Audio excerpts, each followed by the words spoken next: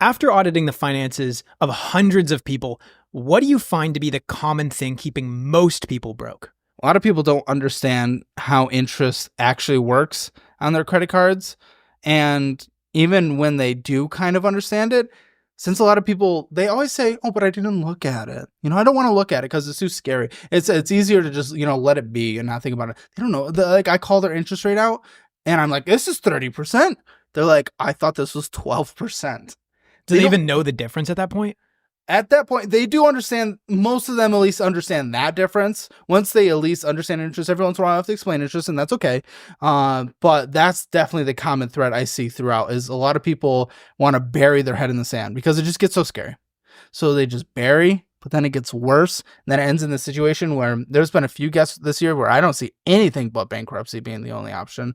And, those people specifically where I can't figure out anything on the basic level, we set them up with a financial advisor that we partner with. Well, that is definitely the common thread is they just put their head in the sand. They're scared and it just ends up getting worse. And then they have no idea how bad the debt even is. And not even that. They put their head in the sand so much that they will sit here and they'll say, no, you'll be happy to know that I didn't purchase on that credit card. It's been like 6 months since I purchased on the credit card. I open it. There's like 5 subscriptions renewing. They have no idea. And are any of those people that you audit that are in really bad financial situations also the type of person to skimp out on small purchases? I feel like you can really draw a line between two kinds of people. The people that are very disciplined with like the small things. Oh, I'm not going to go get a coffee. I'm going to not get avocado. I'm not going to get bacon because it's adding a few dollars. And then the other people that are like, it doesn't matter. It doesn't matter. Do you see a common thread there where like you really don't see that archetype of human that saves on those small things to be really in financial strife? I don't see anyone that doesn't get the small purchases. I feel like our show always has the small purchases, and they always think that they're going out to eat like once, twice a week, and then I show them that they get a coffee in the morning and then a vending machine during the day and then a dinner at night almost every day. So it's just they think they're not making small purchases, but they do. Well, what are small purchases okay? Because I saw some hate that you got maybe about a month or two ago. Can I guess? Spotify. Was it that? Yeah, I think it was. You told someone not to do the Spotify when they said, listen, it's like $9 a month or $11 a month. It's like the only thing I enjoy. And you're like, no, you need to cut everything. You have no room for enjoyment. Yeah. Looking back, do you think that maybe there was some room for enjoyment or no? Like it's an all or nothing? I give people, it's not all or nothing. I give people all the time some room. I gave the episode we recorded today, I gave her $20 a month for subscriptions. There are people that I do give room on when they have room. When people are literally going to potentially get evicted from an apartment because they only have $50 left after I give them the most conservative budget. They have $50 left on a monthly basis. I think they can listen to ads. Now, I mean, do I care if someone gets Spotify specifically? No. It just becomes an example throughout where it's like, hey, we can sacrifice something. It's not about Spotify. Right. It's about the example of we can sacrifice. If they want to keep Spotify, they can keep Spotify. Yeah. I think your point that I actually agreed with was that they could get Spotify with the ads.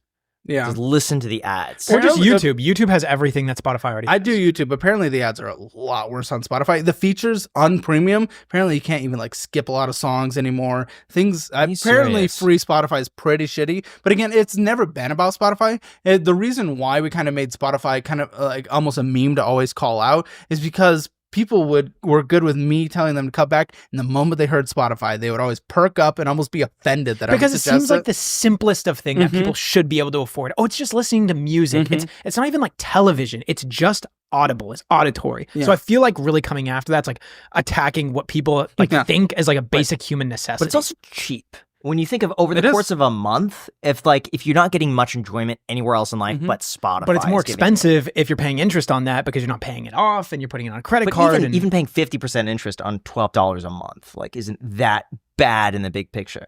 Like if they work an extra hour at their job. I agree, but I think you would also probably agree with the sentiment that it's not necessarily about the $9.99 and the 50% of that, but it's the string of actions that follows. Oh, totally. That's like the whole mentality 100%. Of the $9.99. Oh, it's not a big deal. Oh, the $3 Starbucks is not a big deal. Oh, this isn't a big deal, but it adds up. And that's why I push back on that. And that's why I find it really interesting that you rarely ever see people struggling that are the type to skip out on those small little purchases. Yeah. That's very interesting. No, we don't get those people. because we only have people on that are struggling, and we never have the people who are trying to be frugal on small purchases. What have you noticed about human nature, not only auditing the finances of hundreds of people, but also just talking to 500 people that open up to you?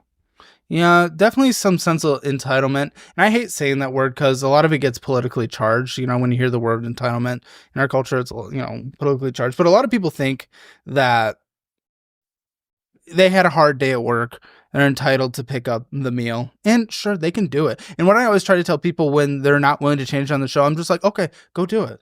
I don't care. Go do it.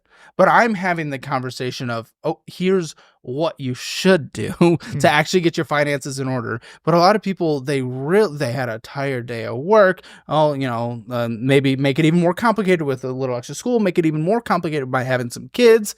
And it says they deserve the sweet treat, all that stuff. And I want them to get the sweet treat. I want them to spend 30% of their money on their sweet treat once they're out of debt and have a fully funded emergency fund. But I've picked up on a lot of that entitlement, thinking that it's more of a deserve than let's just put in a little bit of sacrifice and then let's get all the sweet treats you want. So lots of. Where does that come from? Total guess. Yeah. But just based on how I grew up and based on the culture and probably the consumerism culture, our median household income in the United States or our GDP per capita is double in the United Kingdom. So it's like we have that extra money more typically than those other countries to just go blow it on things. We see the commercials. We got everything. It's in our culture. No, you get the McDonald's because you want the ice cream, You get it. It's a nice day out. This is the extra little things. Should have that yearly trip somewhere.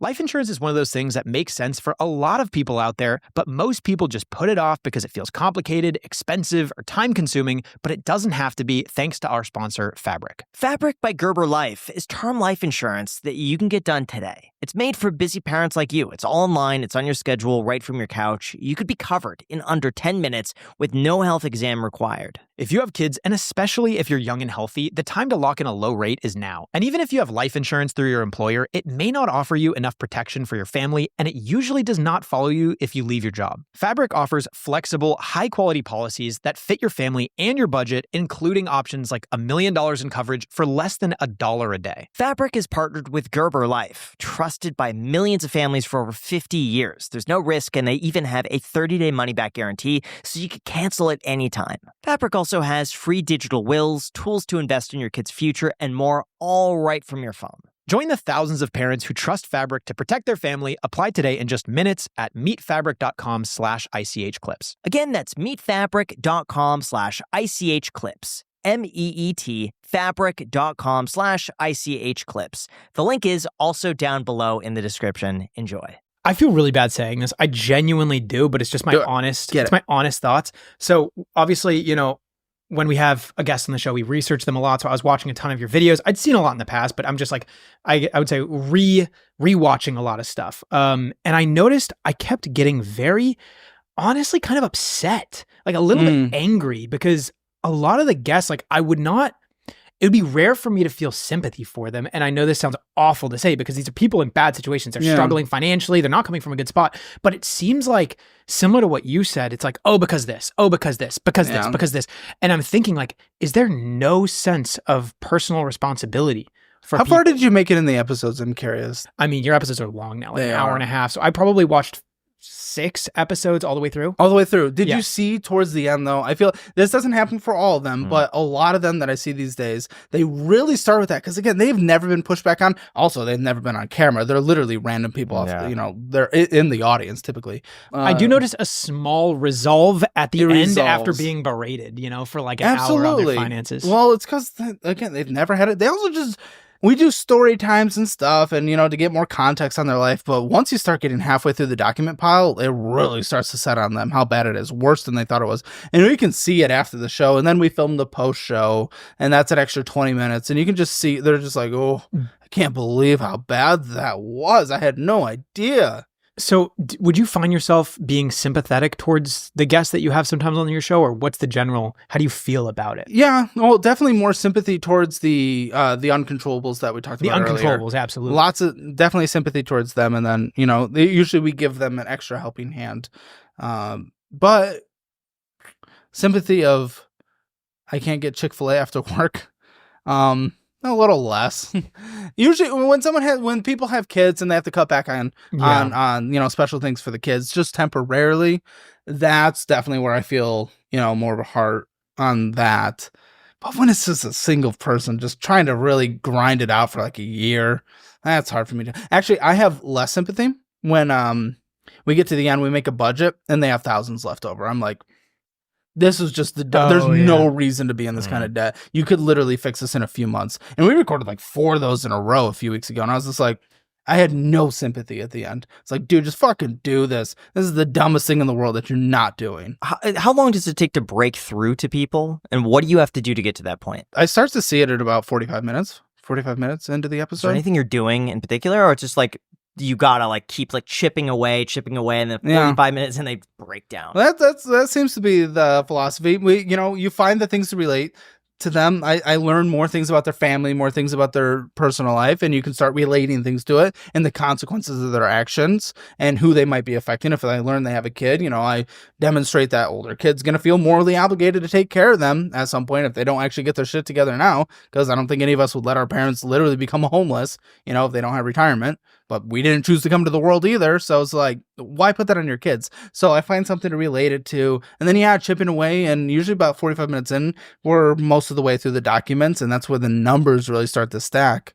So I think it's just all that becomes a little overwhelming, hopefully, and you start to see some emotion, and they even get quieter in that moment usually, and that's when they start to be more receptive to things. So what are the items that are keeping people poor the most that you notice? Definitely car loans, big car loans on the show. Some of our, biggest moments are big trucks, big American manly trucks, or someone, they have their Ford F-150. Yeah. At a, 7-year, 8-year loan, 25%, so that they can pick up groceries twice a week. I saw a video, and this is real. This guy got a Lamborghini Gallardo, and he went through his expenses on like, here's how much it costs to buy a Lamborghini Gallardo. Great car, by the way. Like, fantastic for resale value. I believe he put almost no money down, but he got a 140-month car loan on this. 12 years? It's about 12 years. And I was thinking, like, the average auto loan rate for a used car that's that old, because these cars were built from like 2004 to like, I think it was like 2012, something like that, give or take. But for used cars over 4 years old, the interest rates have to be minimum 7%, like at the lowest. And I was doing like some backwards calculations to figure out like how much he's paying in interest over those 12 years. Like, it makes no sense. But I want to get that guy on the show. But he has the car. He has the car. The thing is, he seemed like a really bright, smart guy. Okay. That was the one thing that maybe he got a super good loop. rate somehow, though. The's no way you're getting a better than 6% on a 12-month. It's impossible. Yeah, that's crazy. Should get him on. That would be interesting. Yeah. I always wondered, it would be kind of cool rather than people that apply to go on the show. Like, you just go on the street and just like go up to someone working a McDonald's job or something like that and just approach them. That's so hard. Because that's a little bit more true, I feel like. Yeah. Well, I mean, that would be. I mean, it is all true, but it's just, I don't know, because people get on such a big, there is a bit of a moral dilemma. Yeah. We want to make sure that the people coming on, the amount of onboarding they come on before coming on the show, but we couldn't do that with someone on the street,